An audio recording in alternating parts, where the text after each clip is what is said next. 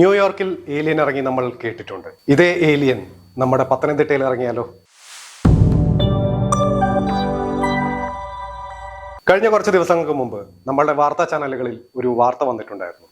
നമ്മളുടെ ഇടയിലും ഏലിയൻസ് വേഷം മാറി ജീവിക്കുന്നുണ്ട്. നിങ്ങൾക്ക് ആർക്കെങ്കിലും മുമ്പ് ഒരു ഏലിയൻ എൻകൗണ്ടർ ഉണ്ടായിട്ടുണ്ടോ?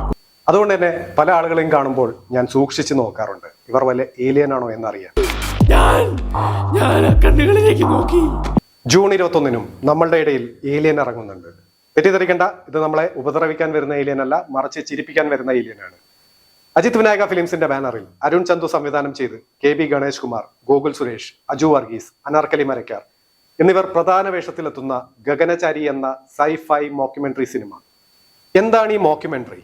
ഡോക്യുമെന്ററി എന്ന് പറയുമ്പോൾ നടന്നിട്ടുള്ള സംഭവങ്ങൾ അതേപടി ഷൂട്ട് ചെയ്ത് നമ്മളിലേക്ക് എത്തിക്കുമ്പോഴാണ് ഡോക്യുമെന്ററി എന്ന് പറയുന്നത്. മറിച്ച് മോക്യുമെന്ററി എന്ന് പറഞ്ഞാൽ നടക്കാത്ത കാര്യങ്ങൾ ഒരു കോമഡി രൂപത്തിൽ ഷൂട്ട് ചെയ്ത് നമ്മളിലേക്ക് എത്തിക്കുമ്പോഴാണ് മോക്യുമെന്ററി എന്ന് പറയുന്നത്. ഈ ഒരു രീതി നമ്മൾ അധിക പേർക്കും പരിചിതമല്ലാത്ത ഒരു രീതിയാണ്. ഇത് എല്ലാവർക്കും ഇഷ്ടപ്പെടുന്ന ഒരു പടമല്ല. മാർവൽ, DC അല്ലെങ്കിൽ സൈഫൈ ഫിലിംസ് ഇഷ്ടപ്പെടുന്ന വ്യക്തിയാണ് നിങ്ങളെങ്കിൽ ഈ പടം തീർച്ചയായിട്ടും നിങ്ങൾക്ക് ഇഷ്ടപ്പെടും. ജൂൺ 6-ാം തീയതി ഈ സിനിമയുടെ ഒരു സ്പെഷ്യൽ പ്രിവ്യൂ കാണാനുള്ള അവസരം എനിക്ക് ലഭിച്ചിട്ടുണ്ടായിരുന്നു. ഈ സിനിമ നടക്കുന്നത് 2043-ലാണ്.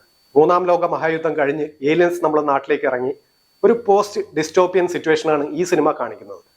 ബങ്കറിൽ ഒളിച്ചു താമസിക്കുന്ന 3 പേരും അവരുടെ ഇടയിലേക്ക് വരുന്ന 4ാമത്തെ ഒരാളും കൂടിയാണ് ഈ സിനിമയുടെ രസകരമായിട്ടുള്ള കുറെ സിറ്റുവേഷൻസിലൂടെ ഈ കഥ മുന്നോട്ട് കൊണ്ടുപോകുന്നത്. നേരത്തെ പറഞ്ഞ പോലെ ഇതൊരു മോക്യുമെന്ററി സിനിമ ആയതുകൊണ്ട് തന്നെ ചിരിക്കാനുള്ള ഒരുപാട് അവസരം ഈ സിനിമയിൽ നമുക്ക് കിട്ടും. എടുത്തു പറയേണ്ടത് ഗണേഷ് കുമാർ, ഗോകുൽ സുരേഷ്, അജു വർഗീസ്, അനാർക്കലി മരക്കാർ ഇവരുടെ ഒരു കോംബോ തന്നെയാണ്. കാരണം ചിരിപ്പിക്കാനുള്ള ഒരു അവസരം പോലും ഇവർ വെറുതെ വിട്ടിട്ടില്ല. ഒട്ടും ലാഗില്ലാതെയാണ് ഇതിന്റെ സ്ക്രിപ്റ്റ് മുന്നോട്ട് കൊണ്ടുപോയിരിക്കുന്നത്. സ്ക്രിപ്റ്റ് റൈറ്ററായ ശിവസായിയാണ് ഇതിന്റെ സ്ക്രിപ്റ്റ് കൈകാര്യം ചെയ്തിരിക്കുന്നത്. പിന്നെ എടുത്തു പറയേണ്ട മറ്റൊരു കാര്യം ഇതിന്റെ എഡിറ്റിങ്ങും കളറിങ്ങുമാണ്. വളരെ സ്മൂത്തും ക്രിസ്പുമായിട്ടുള്ള കട്ട്സ് ആണ് ഇതിൽ കൊടുത്തിരിക്കുന്നത്. അതോടൊപ്പം തന്നെ ഇതിൽ യൂസ് ചെയ്തിരിക്കുന്ന കളേഴ്സ് ഒരു കോമിക് ബുക്കിനെ ഓർമ്മപ്പെടുത്തുന്ന രീതിയിലാണ് ഇതിലെ കളറിങ്ങുകൾ ചെയ്തിരിക്കുന്നത്. അതോടൊപ്പം തന്നെ VFX സാധാരണ സൈഫൈ ഫിലിംസിൽ കാണുന്ന പോലെ ഒരുപാട് ഓവറായിട്ടോ അല്ലെങ്കിൽ ഒരുപാട് വലുതായിട്ടുള്ള അനിമേഷൻസ് ഒന്നും ഇതിൽ യൂസ് ചെയ്തിട്ടില്ല. VFX ആണെങ്കിലും വളരെ മിനിമൽ ആയിട്ടാണ് VFX ചെയ്തിരിക്കുന്നത്.